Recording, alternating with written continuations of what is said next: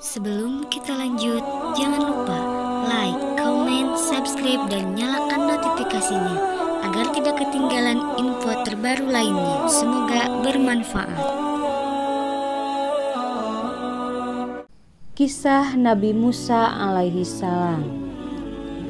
Nabi Musa adalah anak Hasrun bin Baras bin Rasun bin Yakub bin Ishak bin Ibrahim. Beliau dilahirkan pada masa kerajaan yang dipimpin oleh Fir'aun. Pada masa itu kebetulan ada undang-undang dari Fir'aun bahwa setiap anak laki-laki yang baru lahir harus dibunuh. Maka tatkala itu ibu Musa merasa takut akan rahasianya terbongkar. Lalu Allah memberi ilham kepada ibu Musa untuk membuat peti untuk menyimpan Musa, kemudian dihanyutkan ke dalam sungai Nil. Lalu Allah menggembirakan ibu Musa dengan mengembalikan kepangkuannya dan mengangkat menjadi Rasul Allah. Ketika itu Musa dihanyutkan ke sungai Nil. Musa yang terapung di sungai itu ditemukan oleh Asyah istri Fir'aun yang sedang mandi. Lalu dibawa bayi itu ke istananya. Melihat istrinya membawa seorang bayi, Fir'aun menghanuskan pedang untuk membunuh Musa. Asyah pun berkata, "Janganlah dibunuh anak ini karena aku menyayanginya. Sebaiknya kita menjadikan seperti anak sendiri karena aku tidak mempunyai anak." Dengan kata-kata dari Asyah tersebut, Fir'aun tidak sampai hati untuk membunuh Musa. Kemudian Asyah mendapatkan pengasuh, tetapi tidak seorang pun yang dapat menyusui Musa dengan baik. Malah menangis dan tidak mau disusui.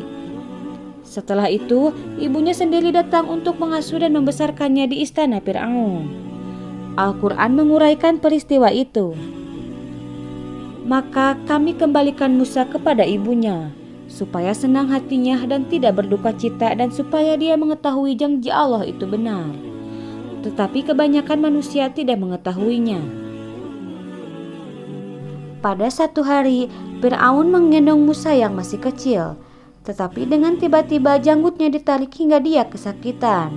Lalu ia berkata, "Wahai istriku, mungkin anak ini yang akan menjatuhkan kekuasaanku." Istrinya berkata, "Sabarlah, dia masih kecil, belum berakal dan mengetahui apapun." Sejak berusia 3 bulan hingga dewasa, Musa tinggal di istana itu sehingga orang memanggilnya Musa bin Fir'aun. Nama Musa sendiri diberi keluarga Fir'aun. Mu bermakna air dan Sa bermaksud pokok, tempat penemuannya di tepi sungai Nil oleh Asyah. Nabi Musa hadapi Fir'aun dengan mukjizatnya. Kisah di antara mukjizat Nabi Musa dengan sihir dari tukang sihir Fir'aun bermula ketika Musa sedang mengawasi di sekitar kota, dan kemudian beliau bertemu dua laki-laki sedang berkelahi. Masing-masing di kalangan Bani Israel bernama Samiri dan bangsa Fir'aun bernama Patun. Melihat perkelahian itu, Musa mau mendamaikan mereka, tetapi ditepis oleh Patun. Tanpa berlengah, Musa terus mengayunkan satu penumbuk ke atas Patun. Lalu Patun tersungkur dan meninggal dunia. Ketika melihat lelaki itu meninggal dunia karena tindakannya, Musa memohon ampun kepada Allah seperti dinyatakan dalam Al-Quran. Musa berdoa, "Wahai Tuhanku, sesungguhnya aku telah menganiayai diriku sendiri. Karena itu ampunilah aku."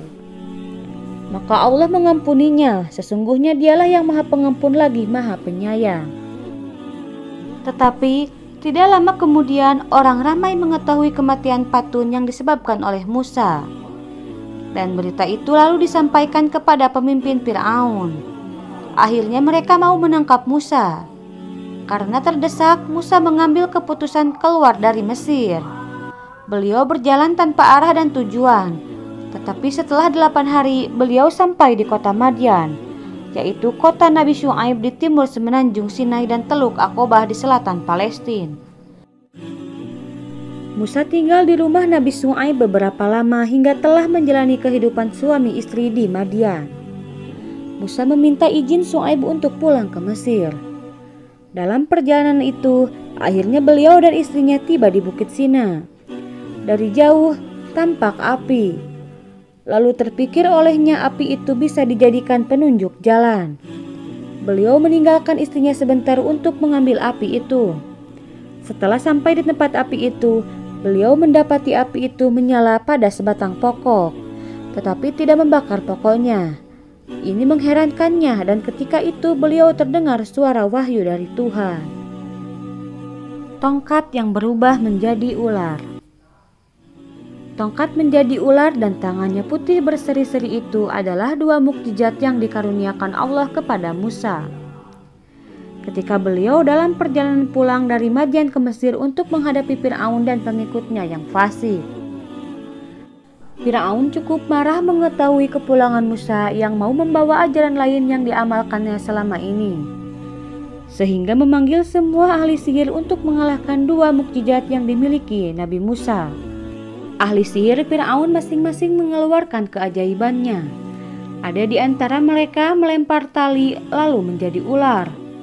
Namun semua ular yang dibawa ahli sihir itu ditelan ular besar yang berasal dari tongkat Musa.